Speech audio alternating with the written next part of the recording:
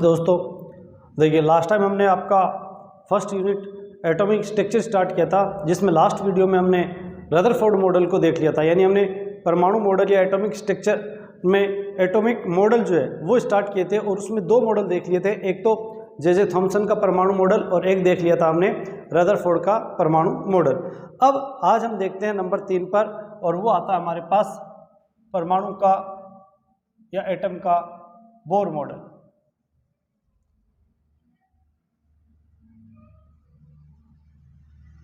Bohr model क्या है वो समझते हैं।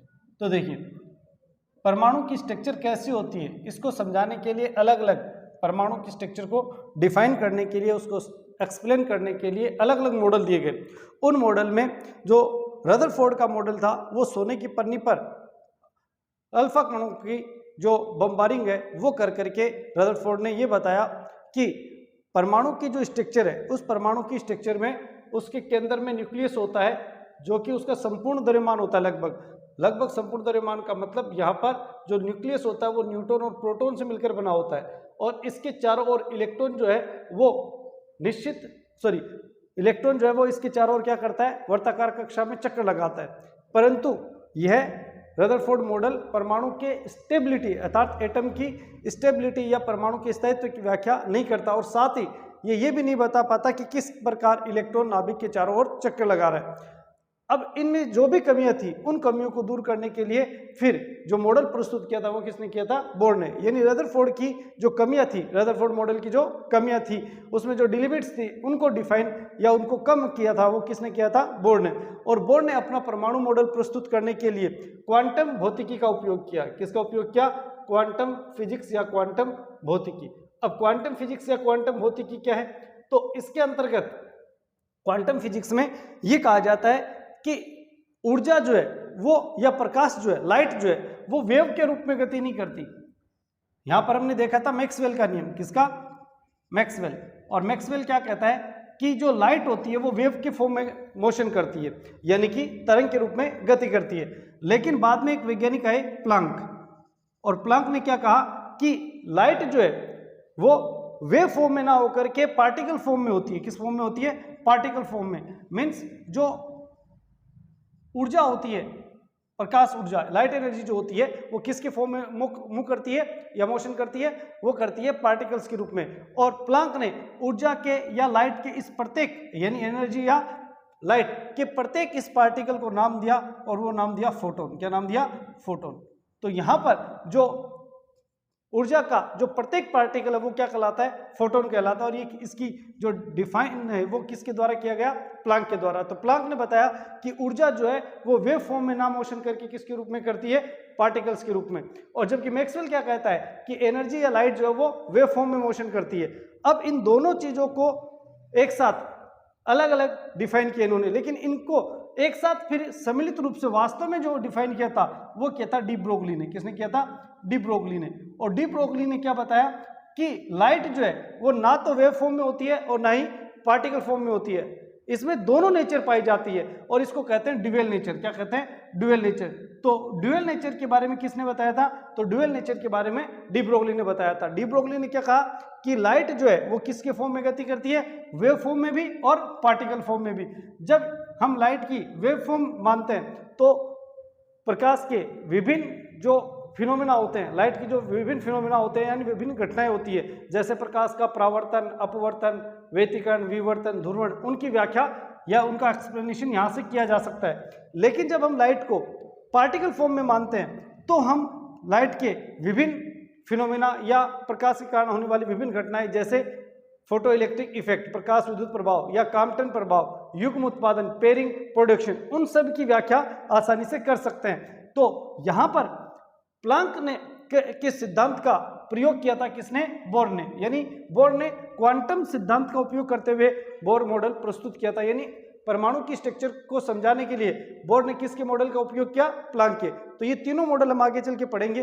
फिलहाल हमने केवल ब्रीफली थोड़ा छोटा इसका समझा है कि वास्तव में मैक्सवेल और प्लांक का सिद्धांत क्या था और डी ब्रोगली का सिद्धांत क्या था। तो तीनों ने अलग अलग अपने सिद्धांत दिए, और यहाँ पर सबसे सही सिद्धांत जो माना जाता है वो किसका माना जाता है? डी ब्रोगली का। आगे चल के चलेंगे, देखेंगे कि यही सिद्धांत हाइड्रोजन की जो आधुनिक युग में यानी जो मॉडर्न एरा में जो एटम की स्ट्रक्चर है उसको समझाने में डी ब्रोगली का सिद्धांत या डी ब्रोगली की जो थ्योरी है वो काफी हेल्पफुल है। तो यहाँ पर इन दोनों सिद्धांतों को हमें समझना है कि मैक्सवेल और प्लांक का सिद्धांत क्या था और डी ब्रोगली का सिद्धांत क्या था। तो मैक्सवेल ने तो क्या कहा कि लाइट जो है वो वेव फॉर्म में मोशन करती है, जबकि प्लांक ने क्या कहा कि लाइट जो पार्टिकल फॉर्म में मोशन करती है, जबकि डी ब्रोगली ने बताया कि नहीं, ये दोनों ही रूप में रहती है, पार्टिकल फॉर्म में भी और वेव फॉर्म में भी। अरे चीज में, और प्लांक ने ऊर्जा के इन पार्टिकल्स को या एनर्जी के इन पार्टिकल्स को क्या नाम दिया? फोटोन। क्या नाम दिया? फोटोन। अब हम बात करते हैं बोर मॉडल की। तो बोर मॉडल का जो सिद्धांत था इसमें रदरफोर्ड मॉडल की जो कमियां थी उनको कम किया किसने? बोर ने, और अपनी कुछ अवधारणाएं या अपनी हाइपोथेसिस दी। और इसकी जो पहली हाइपोथेसिस या पोस्टुलेशन जो था वो क्या था? बोर ने बताया कि इलेक्ट्रॉन नाभिक के चारों ओर निश्चित वर्ताकार कक्षा में चक्कर लगाता है, यानी इसकी जो कक्षा होती है वो क्या होती है? डिफाइन होती है, कांस्टेंट होती है। ऐसा नहीं कि ये अपनी कक्षा चेंज करेगा, जब कक्षा चेंज करेगा तो स्थिति उत्पन्न होगी, वो भी हम अभी बात करेंगे। तो एक इलेक्ट्रॉन जो वो नाभिक के चारों ओर क्या करता है? निश्चित वर्ताकार कक्षाओं में चक्कर लगाता है, और इस कक्षा की जो एनर्जी होती है, एनर्जी या ऊर्जा, वो भी क्या होती है? निश्चित होती है, अर्थात कांस्टेंट होती है। तो रदरफोर्ड ने ये नहीं बताया था, बोर ने इसको समझाया। बोर ने क्या बताया कि जब भी कोई इलेक्ट्रॉन नाभिक के चारों ओर वर्ताकार कक्षा में चक्कर लगाता है तो वह निश्चित कक्षाओं में चक्कर लगाएगा, और इन निश्चित कक्षाओं की ऊर्जा क्या होगी? नियत होगी, और इन नियत ऊर्जा स्तरों को हम ऊर्जा स्तर भी कहते हैं। क्या कहते हैं? ऊर्जा स्तर। और इन्हीं को कोष भी कहा जाता है। तो एक कोष की या ऑर्बिट की या एक एनर्जी लेवल, तो इस तरह से बोर ने बताया कि इलेक्ट्रॉन नाभिक के चारों ओर एक निश्चित वर्ताकार पथ पर, यानी एक सर्कुलर मोशन पाथ पर लगातार गति करता है, और इस सर्कुलर पाथ की जो एनर्जी है वो क्या होती है? निश्चित होती है, जिसे हम क्या कहते हैं? एनर्जी लेवल या ऊर्जा स्तर कहते हैं। ये थी बोर की पहली अवधारणा। दूसरी अवधारणा क्या थी? बोर ने बताया कि इलेक्ट्रॉन जब नाभिक के चारों ओर वर्ताकार पथ पर, यानी कि एक सर्कुलर पाथ पर मोशन करता है, तो इसका जो एंगुलर मोमेंटम है, यानी कि कोणीय संवेग mvr, वो h/2π का क्या होता है? n गुना होता है। क्या होता है? n गुना, यानी n टाइम्स होता है। तो angular momentum of A electron in any orbit have h/2π n times, यानी कि h/2π का जो होता है वो कितना गुना होता है? n गुना होता है। क्या? इसका एंगुलर ऑफ मोमेंटम, यानी कि इलेक्ट्रॉन का कोणीय संवेग mvr h/2π का क्या होता है? पूर्ण गुणज होता है। ये थी इसकी दूसरी हाइपोथेसिस या दूसरी अवधारणा। तो पहली अवधारणा तो क्या थी? बोर के अनुसार इलेक्ट्रॉन नाभिक के चारों ओर निश्चित वर्ताकार कक्षाओं में चक्कर लगाता है, और इन कक्षाओं की ऊर्जा क्या होती है? नियत, जिन्हें हम नियत ऊर्जा स्तर भी कहते हैं। तो ये तो थी पहली अवधारणा। दूसरी अवधारणा क्या थी कि जब इलेक्ट्रॉन किसी भी कक्षा में चक्कर लगाता है तो उसका जो कोणीय संवेग है mvr, वो उसके h/2π का कितना गुना होता है? n गुना होता है, n टाइम्स। और यहाँ n जो है इसकी वैल्यू 1, 2 या 3 जो होती है वो ऑर्बिट के अनुसार होती है। किसके अनुसार? ऑर्बिट के अनुसार। यानी कि पहला ऑर्बिट है तो n = 1 हो जाएगा, दूसरा ऑर्बिट है तो 2 हो जाएगा, तीसरा है तो 3 हो जाएगा। जैसे मान लीजिए 5वें ऑर्बिट में अगर ये मोशन कर रहा है तो mvr की जो वैल्यू है वो कितनी हो जाएगी?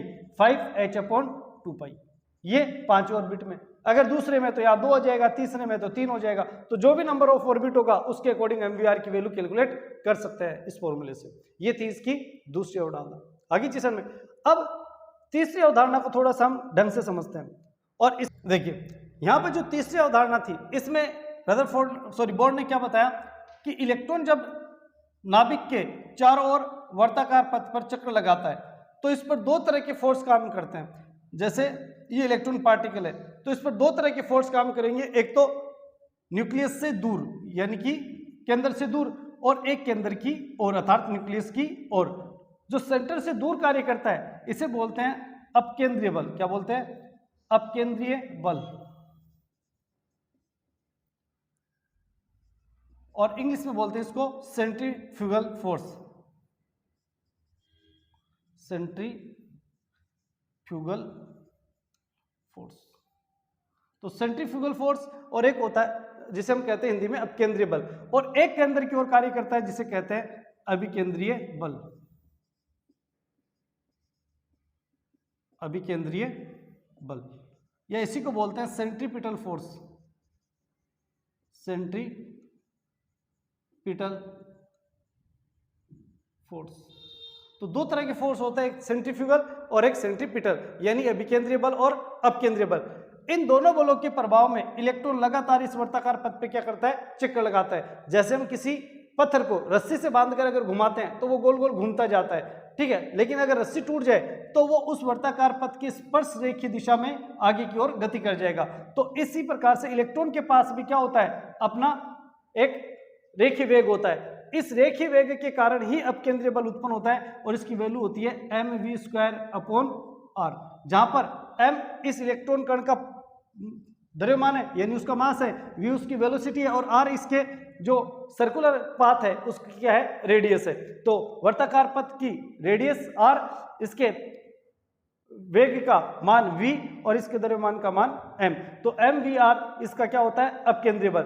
और इस अपकेंद्रीय बल को बैलेंस करने के लिए जब भी कोई पार्टिकल सर्कुलर पाथ पे मोशन करेगा तो उसका अपकेंद्रीय बल ये होगा, ये निश्चित है, ये डिफाइन है कि ये इसका अपकेंद्रीय बल होगा। फिजिक्स में जब हम पढ़ते हैं तो उसको डेरिवेट भी करते हैं, लेकिन यहाँ आपको ऐसा नहीं करना। आपको डायरेक्ट ध्यान रखना है कि किसी भी पार्टिकल के लिए जो वर्ताकार पाथ होता है उस पर उसका जो सेंट्रीफ्यूगल फोर्स होता है वो होता है mv²/r, और इसके अपोजिट इसको बैलेंस करने के लिए एक सेंट्रीपिटल फोर्स चाहिए। और यहाँ पर सेंट्रीपिटल फोर्स जो होगा वो इलेक्ट्रॉन पर लगने वाला आकर्षण बल होगा, जो कौन लगाएगा, न्यूक्लियस। तो न्यूक्लियस कितना आकर्षण बल लगाएगा, इसको हम कूलोम के नियम से ज्ञात कर सकते हैं। कूलोम का नियम कहता है कि दो चार्ज के बीच में लगने वाला बल होता है कि F(k)Q1Q2/r²। यहाँ पर अगर हम Q1 नाभिक को मान ले और Q2 इलेक्ट्रॉन को मान ले तो हम जानते हैं कि इलेक्ट्रॉन का जो चार्ज होता है वो होता है E।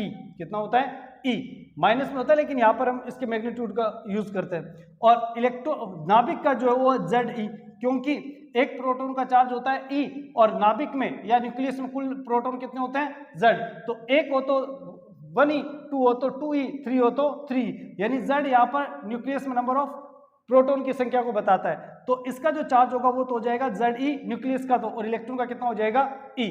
और इसको हम CGS मात्रक पद्धति में, यानी कि जो CGS यूनिट सिस्टम है उसमें कैलकुलेट करते हैं। तो इन CGS यूनिट सिस्टम में इसकी जो वैल्यू आती है K की वो होती है 1। तो K की 1 रखेंगे तो F इक्वल टू आ जाएगा ZE इंटू E, ZE²/r²। ये आ गया हमारे पास सेंट्रीपिटल फोर्स और ये इसका सेंट्रीफ्यूगल फोर्स। तो दोनों फोर्स आपस में क्या होंगे, बराबर, यानी कि सेंट्रीपिटल फोर्स और सेंट्रीफ्यूगल फोर्स दोनोनो क्या होते हैं, बराबर। तो सेंट्रीपिटल फोर्स जो वो तो आ रहा है ZE²/r², और इसकी वैल्यू आ रही है mv²/r। दोनों तरफ r से r क्या हो जाएगा, कैंसिल, तो r² कैंसिल होगा। तो mv² की जो वैल्यू आती है वो आती है ZE²/r। यह आ गया बोर का तीसरी हाइपोथेसिस या अवधारणा अरिचेशन में। तो अगेन एक बार समझिए कि बोर के अनुसार जब भी कोई इलेक्ट्रॉन नाभिक के चारों ओर वर्ताकार पथ पे गति करता है तो उस पे गति के लिए दो बल कार्य करते हैं। बाहर की ओर सेंट्रीफ्यूगल या अपकेंद्रीय बल जिसकी वैल्यू होती है mv²/r, और इसको बैलेंस करने के लिए सेंटर की ओर एक फोर्स लगता है जिसे कहते हैं अभिकेंद्रीय बल या सेंट्रीपिटल फोर्स। यहाँ पर जो अभिकेंद्रीय बल लगता है वो नाभिक का आकर्षण बल लगता है, जिसको हम कूलोम नियम से, किसके नियम से, कूलोम नियम से, कूलोम्स लॉ से ज्ञात कर सकते हैं, जिसका फॉर्मूला होता है F=K(Q1Q2/r², जहां K एक कांस्टेंट है, Q1 Q2 चार्ज पार्टिकल है और R इन दोनों के बीच की डिस्टेंस है। तो यहां पर अगर एटम में देखें तो इनके बीच की डिस्टेंस रेडियस के बराबर है और दो चार्ज है Q1 Q2। Q1 मान लिया न्यूक्लियस है और Q2 मान लिया इलेक्ट्रॉन है। तो इलेक्ट्रॉन का चार्ज है E और न्यूक्लियस का जो चार्ज होता है वो प्रोटोनों के कारण होता है। तो प्रोटोनों की संख्या न्यूक्लियस में कितनी होती है, Z।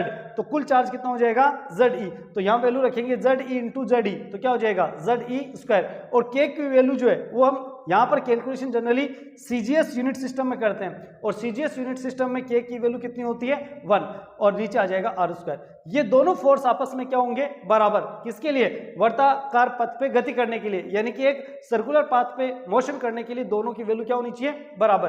तो यहाँ आ जाएगा Z E square upon R square और यहाँ आ जाएगा M V square upon R. तो आर से आर स्क्वायर क्या हो जाएगा कैंसिल और ये आ जाएगा M V square equal to Z E square upon R. हर चीज में ये आ जाएगी इसकी तीसरी हाइपोथेसिस। तो बोर मॉडल की ये 3 अवधारणाएं हमारे पास या 3 हाइपोथेसिस कंप्लीट होती है। पहला अगेन कि जब भी कोई इलेक्ट्रॉन वर्ताकार पथ पे गति करता है तो वह निश्चित वर्ताकार पथ पे गति करता है और उसकी ऊर्जा क्या होती है, नियत होती है, जिसे हम नियत ऊर्जा स्तर भी कहते हैं। और दूसरा क्या कि इलेक्ट्रॉन जब नाभिक के चारों ओर गति करता है तो उसका जो एंगुलर मोमेंटम है, कोणीय संवेग mvr, वो h/2π का कितना होता है, n टाइम होता है और n जो है वो यहाँ पर नंबर ऑफ ऑर्बिट्स है आगे। और तीसरा जो है वो ये कहता है कि इस पर लगने वाला अपकेंद्रीय बल और अभिकेंद्रीय बल बराबर होंगे और उससे हमारे पास एक समीकरण बनती है और वो है mv² equal to Z E square upon R. तो ये 3 हाइपोथेसिस हो गई। अब बात करते हैं इसकी चौथी अवधारणा की। तो एक बार वो रिपीट करते हैं। पहली क्या थी, नियत ऊर्जा स्तर के लिए कि इलेक्ट्रॉन नाभिक के चारों ओर नियत ऊर्जा स्तर में गति करता है। दूसरा, जिस कक्षा में या जिस ऑर्बिट में गति करता है उसका एंगुलर मोमेंटम h/2π का n टाइम्स होता है। और तीसरा, उसमें अपकेंद्रीय बल और अभिकेंद्रीय बल बराबर होते हैं, जिससे हमारे पास एक फॉर्मूला बनता है mv² equal to Z E square upon are.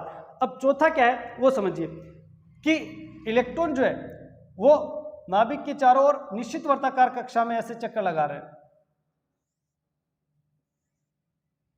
ये मान लीजिए पहली कक्षा है n इक्वल टू 1, ये 2, ये 3, 4, 5, ऐसे और भी कई कक्षाएं होती। तो बोर क्या कहता है कि इलेक्ट्रॉन जब एक कक्षा से दूसरी कक्षा में संक्रमण करता है, यानी एक ऊर्जा लेवल से, एक एनर्जी लेवल से दूसरे एनर्जी लेवल में ट्रांसमिट होता है, तो वह एनर्जी का या तो एब्जॉर्प्शन करेगा यानी कि अवशोषण करेगा या उसको इमिट करेगा अर्थात उत्सर्जित करेगा। जैसे इलेक्ट्रॉन अगर पहली कक्षा से दूसरी में जा रहा है या पहली से तीसरी में जा रहा है तो वो लो एनर्जी लेवल से लो एनर्जी लेवल, और जैसे जैसे ऊपर जाएगा वैसे वैसे कैसे एनर्जी लेवल आएंगे, हाई एनर्जी लेवल।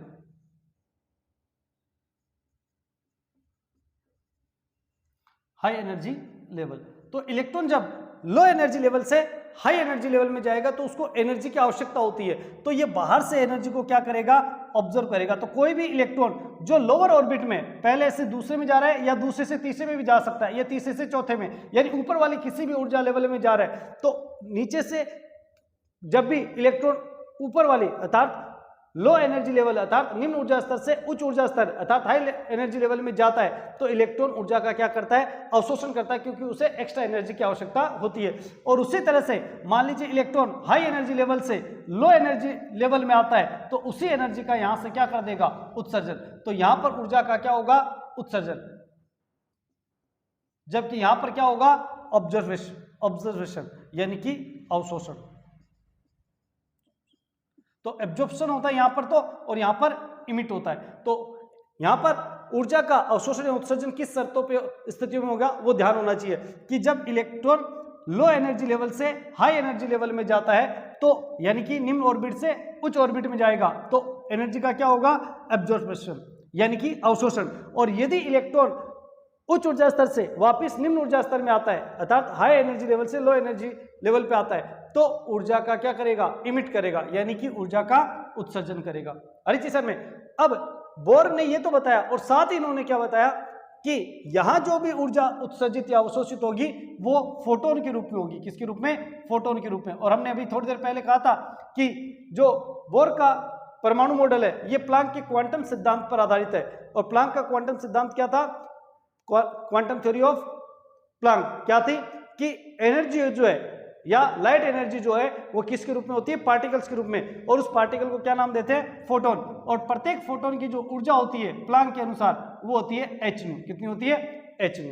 अरे सर में यहाँ पर ये जब हम प्लांक का सिद्धांत पढ़ेंगे, प्लांक थ्योरी, तो वहां बताएंगे कि hν किस तरह से कैलकुलेट होकर आता है। अरे सर फिलहाल हमें ये याद रखना है कि एक फोटोन की जो एनर्जी होती है वो कितनी होती है, E इक्वल टू hν। और बोर ने बताया कि इलेक्ट्रॉन जब एक कक्षा से दूसरी कक्षा में जाता है तो वो ऊर्जा का या तो अवशोषण करेगा या उत्सर्जन। और ये उत्सर्जित ऊर्जा किसके रूप में होगी? फोटोन के रूप में। और इस फोटोन की जो एनर्जी होती है वो संक्रमण की गई ऊर्जा स्तर के अंतर के बराबर होती है, En2 minus En1।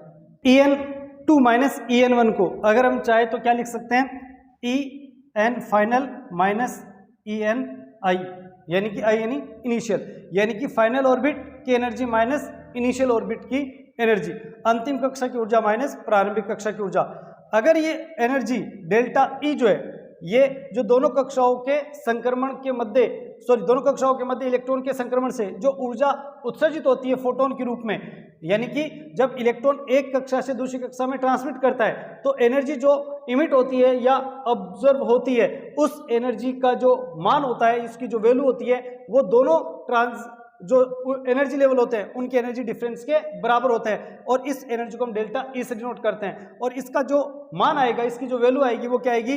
Final orbit की एनर्जी माइनस इनिशियल ऑर्बिट की एनर्जी। फाइनल का मतलब है जिस कक्षा में जा रहा है और इनिशियल का मतलब है जिस कक्षा से आ रहा है। तो यहां से मान लीजिए ये पहली से दूसरी में जा रहा है तो यहां आ जाएगा 2 माइनस 1। और यदि मान लीजिए कि 1 से 3 में जा रहा है तो तीसरी कक्षा अंतिम हो गई तो E3 माइनस E1, इस तरह से। और यदि ऊपर से आ रहा है, जैसे मान ले 4th से 1 में आ रहा है, तो अंतिम कक्षा कौन हो गई? 1। तो उस स्थिति में लिखा जाएगा E1 माइनस E4। और इस एनर्जी का जो मान है या तो पॉजिटिव आएगा या नेगेटिव आएगा। अगर पॉजिटिव वैल्यू आती है तो इसका मतलब इस एनर्जी का क्या हुआ है? अवशोषण। क्या हुआ है? अवशोषण, एब्जॉर्प्शन हुआ है। और यदि एनर्जी माइनस में है तो इसका क्या हुआ है? उत्सर्जन, अर्थात इस एनर्जी को इमिट किया गया यहां से। तो ऊर्जा इमिट हुई है या एब्जॉर्ब हुई है, इसका पता हमें किससे?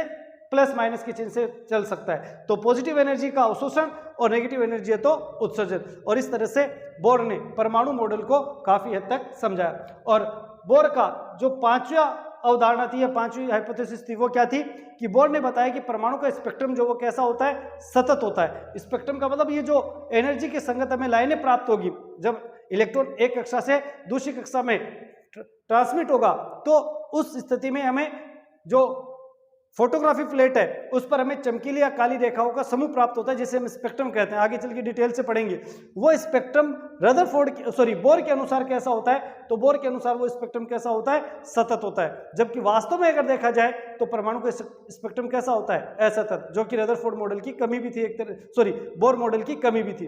तो इस तरह से बोर ने परमाणु की स्ट्रक्चर को समझाने के लिए 5 हाइपोथेसिस दी। ठीक है, अब हम अगर इसको डिफाइन करना चाहे तो अब आसानी से डिफाइन कर सकते हैं कि परमाणु की स्ट्रक्चर इस तरह से होती है कि उसके सेंटर में न्यूक्लियस होता है और उसके चारों ओर वर्ताकार कक्षाओं में इलेक्ट्रॉन क्या लगाता है? चक्कर लगाता है। तो ये था हमारे पास बोर मॉडल। अब नेक्स्ट वीडियो में हम देखेंगे बोर मॉडल की कमियां और इसके अलावा बोर मॉडल के अनुप्रयोग। तो सबसे पहले बोर मॉडल के अनुप्रयोग देखेंगे और उसके बाद में हम देखेंगे बोर मॉडल की कमियां। तो मिलेंगे नेक्स्ट वीडियो में, तब तक के लिए जय हिंद, जय भारत।